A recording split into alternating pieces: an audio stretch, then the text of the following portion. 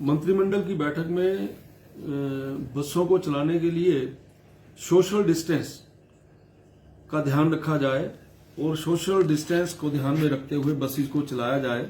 कल मंत्रिमंडल में इस प्रकार का फैसला हुआ है। आने वाले दिनों में, क्योंकि अभी पूरी की पूरी बसेस हमारी नहीं चल रही हैं, हम आने वाले दिनों में, मुझे लगता है आज एसओपी तैयार हो जाएगा। वोल्वो बसेस भी जो है वो स्टेट्स में और इंटर स्टेट बसेस जो है वो शुरू हो जाएगी। इसके अलावा बल्क ड्रग पार्क जो है वो काफी समय से चल रहा है कि भारत सरकार के पास सभी राज्यों ने आवेदन किया और किसी भी समय उसकी घोषणा हो सकती है, लेकिन बल्क ड्रग पार्क को लेकर के राजनीति भी है। तो इसको आप कैसे देखते हैं? और ऊना जिले में बात आती है कि इसको ऊना जिले में स्थापित किया जाएगा, तो जिस तरह से विरोध भी आ रहा है, आप कोर्ट में लोग जा रहे हैं, तो इसके बारे में आपका क्या मत है? क्योंकि आप उद्योग मंत्री हैं, तो ऊना जिले को आना चाहिए, तो क्या कहते हैं आप? हिमाचल प्रदेश में श्री जयराम ठाकुर जी के नेतृत्व में जो लोकप्रिय सरकार चल रही है, उस सरकार का ये मानना है कि हिमाचल प्रदेश का नौजवान अपने पैरों पे किस प्रकार से खड़ा हो सकता है।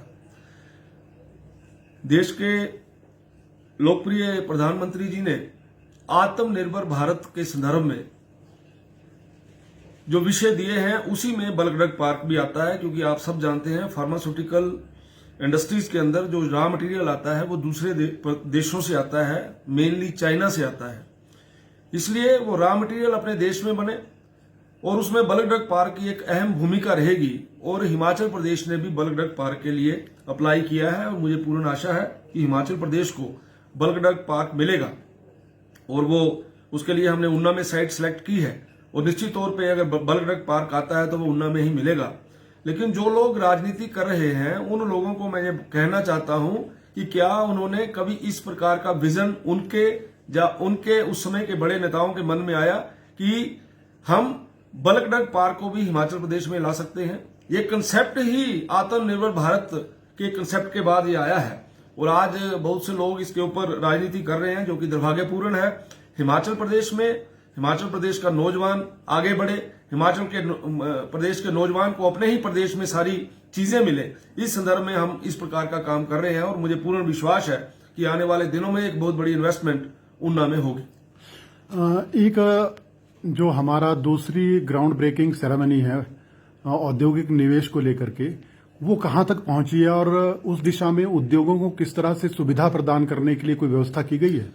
आने वाले दिनों में एक हमारी मीटिंग होगी इंडस्ट्री विभाग की, और वो हम हिम प्रगति से जोड़कर, जिस पोर्टल के ऊपर माननीय मुख्यमंत्री जी खुद उन सारी चीजों को मॉनिटर करते हैं कि किसी इंडस्ट्रिस्ट को किसी प्रकार की किसी विभाग से कोई समस्या तो नहीं है, तो एक अलग से उद्योग विभाग की एक मीटिंग हम यहाँ पे करने जा रहे हैं।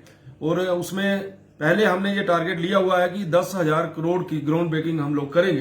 तो मुझे ऐसा लगता है कि उस टारगेट को लेकर ही हम चलेंगे और आने वाले एक आधे महीने के अंदर, 2 महीने के अंदर हम उस टारगेट को पूरा करेंगे और सेकंड ग्राउंड ब्रेकिंग भी लगभग 1-2 महीनों के अंदर हो जाएगी। सर, मैक्सिमम भर्तियों को लेकर सवाल उठते हैं एचआरटीसी में, जैसे ड्राइवर की भर्ती होगी या कंडक्टर की, तो क्या कोई ऐसी प्रक्रिया अपनाएगी कि सवाल ना उठे?